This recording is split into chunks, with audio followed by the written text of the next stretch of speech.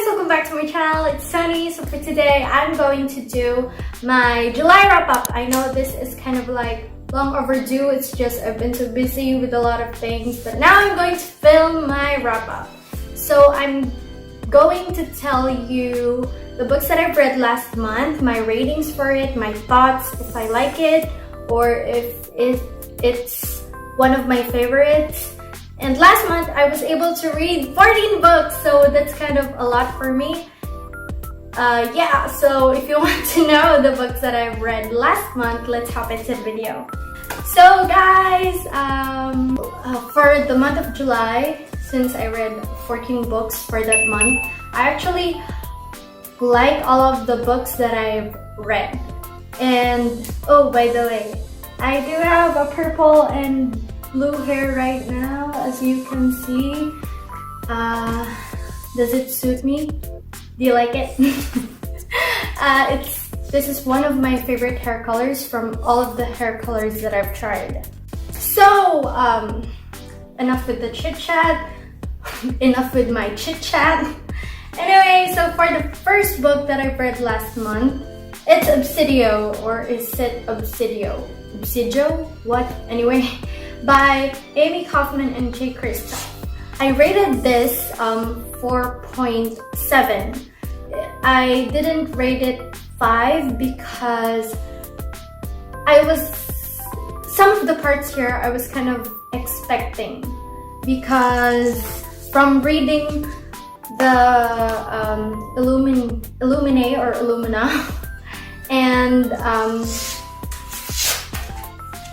Gemina, I kind of like know how Amy Kaufman and J. Kristoff writes by that time, so I was not that kind of surprised anymore. But out of all the 3 books that I've read from this trilogy, my favorite is Gemina, the second book. And yeah, I would definitely recommend this trilogy to you, especially if you're a fan of science fiction. And for the whole series, I'll rate it 5 out of 5. I know it doesn't make sense that I rated this 4.7 and then I'll rate the whole series as 5. But yeah, I'll rate it 5 because I was so mind blown while reading this trilogy. So yeah, I would definitely recommend video. So for the props lang to guys, kasi this is only props because the 2 books that I've read last month is an ebook. I-remove ko na yung isa. This is actually Court of Shadows. But this is not the one that I've read last month. So the ebook that I've read last month is Shadow Me by Tara Maffey. So it is a POV or a side story of the Shadow Me trilogy. It is in the POV of Kenji. Kenji!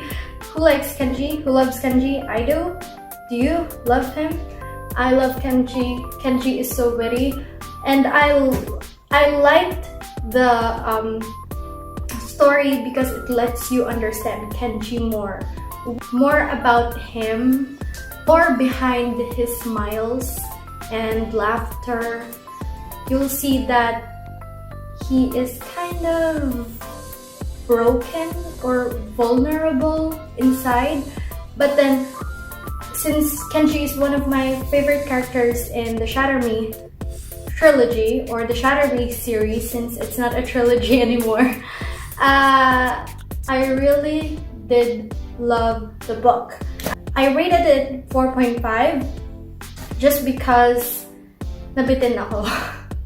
I need more of Kenji's POVs, and yeah, so I would definitely recommend reading Shadow Me if you haven't, and if you have read the Shadow Me series, you should read Kenji's side story or Kenji's POV, which is the Shadow Me, or Kenji's story, but not really a story, but anyway. So for the 3rd book that I've read, props. This is not the book that I've read. It's just props for picture taking. The third book is Becoming the Dark Prince by Carrie Maniscalco. Am I right? Yeah, Becoming the Dark Prince, and yeah, it is the POV of Thomas Creswell in escaping from Houdini. So, I fell in love more with Thomas while reading the book. I rate that 5. Oh my gosh, Kenji, I'm so sorry, but I rated 5 because I got inside to the mind of Thomas. Grabe. I just can't. I can't express how much I love Thomas Creswell. Of course, also Kenji. But then, Kenji, huwag ka na magselos. Pero, it's because recently ko lang nabasa ang Stalking Jack the Ripper series. So, I'm still into the Thomas Cloud 9. So, yeah. You should definitely read it. But guys, don't read it if you haven't read Escaping from Houdini, because there are scenes there that are from Escaping from Houdini from Thomas Creswell's point of view. So don't read it if you haven't read Escaping from Houdini. Now for the fourth book that I've read is, since nabasa ko ang Shadow Me and parang gusto kong balikan, I want to reread. So this is my second reread of Defy Me. So Defy Me, this is a Vargas. Thank you nga pala kay Ate Jessie kasi siya nagpasabay ako sa kanyang bilhin tong B&N exclusive edition of Defy Me. So thank you, Ate Jessie. And Ate Jessie is professional bookie, so follow her, guys.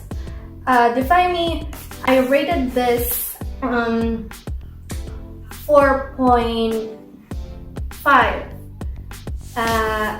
I definitely liked it. It's not that much of a cliffhanger, hindi katulad ng third book. Pero yeah, even though for me, this is not much of a cliffhanger, yung ending niya. There's not much of a cliffhanger. Pero, even though that's the case, I still, of course, want to know more what will happen in the fifth book. Or, I think yung fifth book, yun yung last book for this series. So, Defy Me. Now, for the... Binibilang ko, baka magkamali ako ng numbering, diba? 1, 2. For the fifth book that I've read is Caraval. Now, out of all the books that I've read this month, ito yung I like less. While reading Caraval by Stephanie Garber, I rated this 3.7. Although I like the storyline, I like the plot, it's new for me. And maganda yung plot, maganda yung storyline. But it's just that, alam niyo ba guys, yung maganda naman yung book pero you don't have a connection with the book. Parang hindi katulad ng book na, for example, you're reading other books and alam mo yung connected ka talaga doon sa book na when something happens, yung emotions mo overflowing. But here, while reading this, I was only reading it without that much of a connection. Kaya, yeah, parang itong pinaka least na nagustuhan ko out in my July reads. Pero, even though it's kind of not for me, you should try it, guys, because maybe hindi ko siya ganun kagusto, pero for you, it'll be a 5-star read or a 4-star read, or you'll love it. So, sunod naman, guys, For the next book that I've read is Legendary. Of course, after reading Caraval, though I told you hindi ko nga siya ganun nagustuhan, I gave the second book a try kasi, you know, there are cases in some series or trilogy that you will not like the first book, or the first book is kind of like meh. The first book is kind of like, you know, what? Not good and cliche or whatsoever. But then they say that's only the first book. You'll never know if you like the second book or not, or if it will improve or not, or what. And I'll tell you, nag-improve siya sa Legendary. Mas nagustuhan ko tong Legendary kaysa sa Caraval. I rated this 4.1. It's a good read for me.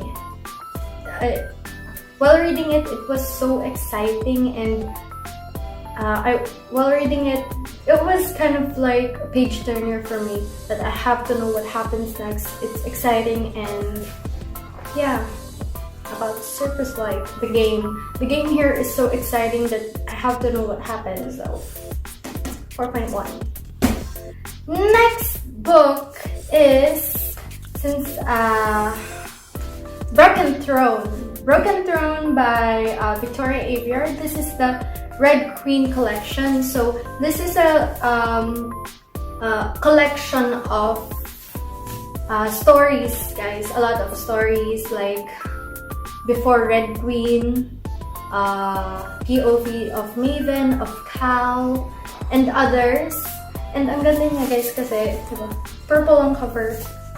Purple din yung writing. Ang ganda niya. So, I rated this 4. Ang pinaka-inintay ko talaga dito is yung POV ni Maven.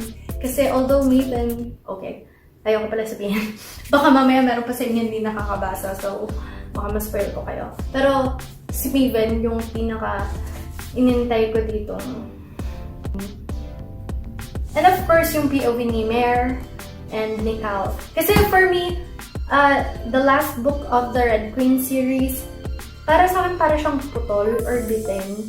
So, Broken Throne saved it. Kasi, yung mga questions ko, unanswered questions from the last book of the Red Queen series were answered.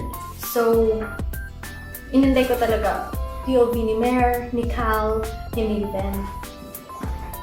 Yeah. So, for the next book is, ilan na ba ito? 1, 2, 3, 4, 5, 6, 7. For the 8th book is Sorcery of Thorns. I got this from Mermaid Crate's box. So, I was so intrigued, and from my unboxing, may comment na she really liked the book. So, I was kind of intrigued, and madami nga nagsasabi maganda daw yung book. So, I read it, and I loved it. It is 4 out of 5 reads for me. 4 out of 5 reads for me. Ang character that I'm so into here is Silas. I'm not going to mention why, kasi baka pag sinabi ko, ma-spoil kayo kasi wait, tingnan ko nga kung mention dito na si Silas ay sige, mention naman pala dito. Si Silas ay demonic servant ni Nathaniel here. Though I love Nathaniel and also Elizabeth, invested kasi ako kay Silas eh. I don't know why. Silas for me is like Dobby in Harry Potter for me. So, I was like, Silas! So yeah, he's like Dobby for me. I rated this 4. Again, guys, I hope you'd want to read it. It was a good read for me. Next book is Court of Thorns and Roses. This is actually, I don't know kung pang ilang reread ko na to. Pero, yeah. Nag-read ko siya kasi nga, I forgot. Sino ba yun na who keeps on posting at Twitter about Avatar series? So, nakababasa ko yung mga quotes and sino yung mga gusto niyang characters in it. And I'm like, shucks! Parang gusto ko ulit i-read. I wanna read my favorite scenes. I wanna read it again. So, yun nga. Naakit ako. So, nire-read ko ang Avatar. 4 out of 5 stars for me. Kasi medyo 4 because though I love this series, there are, cliche moments, and I was kind of like, there are characters here that I was kind of not like feeling. Or baka kung bakit 4 out of 5 siya sa akin kasi meron ako isang character dito na hate ko. Hate na hate. Big word. Pero a character that I dislike. So yeah. For my 10th read is Again But Better by Christine. So this is, I definitely liked it. Hindi. I'll make a separate review here kasi pinaplano ko talagang gumawa ng spoiler-free review of Again But Better. But then, ang masasabi ko dito is, I loved it. Though, like I'm always telling you, katulad na sinasabi ko lagi, cliche moments are inevitable. So, though meron mga cliche moments here, pero I enjoyed this book. I really enjoyed it. It was funny, witty, interesting, and I don't know. Basta, nagustuhan ko siya, guys. Ewan ko sa iba, kasi yung iba hindi siya feel. Pero para sa akin, I connected with the book. So, a definite read. Again But Better. Next is, ang tagal kong bago nakabili ng copy nito, pero finally, nagkaroon ako ng copy and binasa ko na siya last month. Daisy Jones and the Six by Taylor Jenkins Reid. Is it Reid? Whatever. So, at first, while reading it,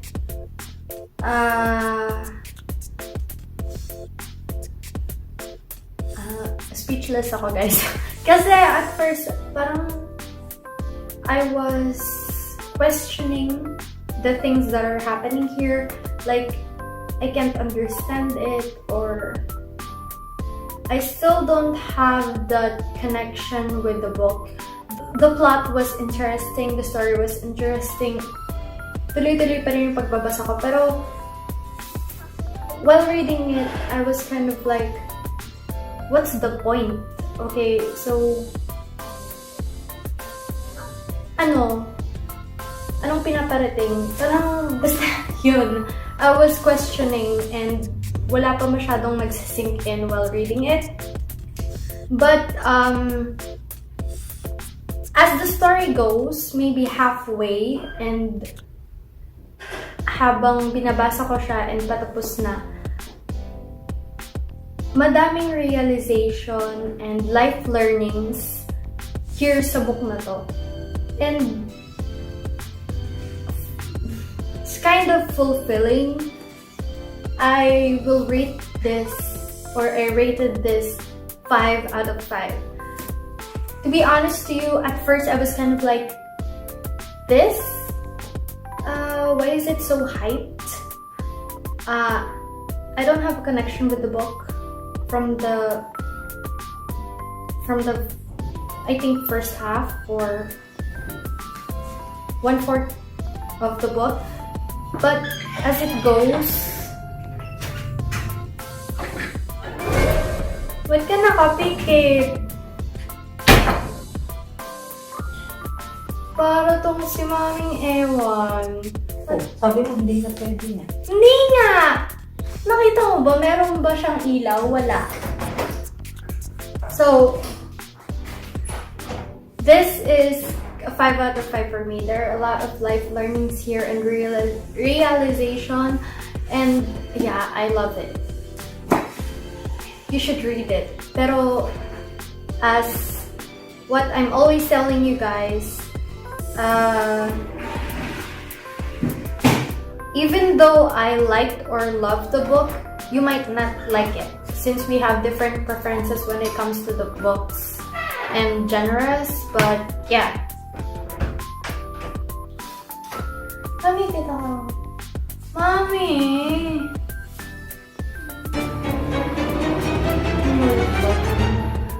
Ghosts.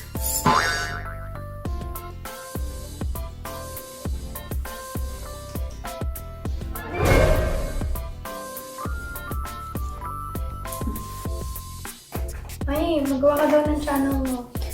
Ayoko. Ayoko. Ew! Yuck, Mommy! Wala. Anyway, guys, let's get back to so yeah, guys, next is of course, since nabasa ko yung first book ng Avatar series, Court of Mist and Fury, and out of the 3 books, out of all the books in the series, this is my most favorite. The second book. Parang laging second book. Parang second book kasi yung normally na nagugustuhan mo or pinaka-favorite mo sa series. Hindi naman. Siguro pag trilogy. Pero, yeah. Kasi it's a Illumine series or Illumina. What? Ang pinaka-nagustuhan ko, Gemina. Then, ito naman, A Court of Mist and Fury. Oh! Parehas pang blue yung cover! Baka dahil favorite color ko. Anyway, ito pinaka-gusto ko, guys. And dito kasi sa second book, mas dito ka malilinawan or dito yung madaming revelations and happenings. So, yeah. I rated this 5 kasi ito yung pinaka-favorite ko. So next is, of course, the third book of the Avatar series, Court of Wings and Ruin. Then the ending part here broke me. Well, not like the Empire of Storms by also Sarah J. Maas. Mas sinira ako mas na-heartbroken ako sa Empire of Storms. Pero ito is nakaka-heartbroken din yung ending. Though happy ending siya, guys. Pero may part dito na masakit for me. So yes, I rated this 4.5 kasi nga hindi ko naman siya favorite eh. Joke. So for the last book that I've read last month is The Diabolic by S.J. I don't know how to pronounce this. Kinsade, what? I don't know. Basta, The Diabolic. The story here is kind of new and interesting for me. Just lagi na lang interesting. Pero, yeah, kasi bago yung plotline sa akin. And, ang ganda niya, guys. Ang ganda. I rated this 4.6. Yun nga. I can't wait for The Empress. Though, meron na kasi ng The Empress. Pero, wala akong hanap na trade paperback copy since trade paperback ang aking copy. So, I'm still looking for The Empress na trade paperback. So, guys, if you know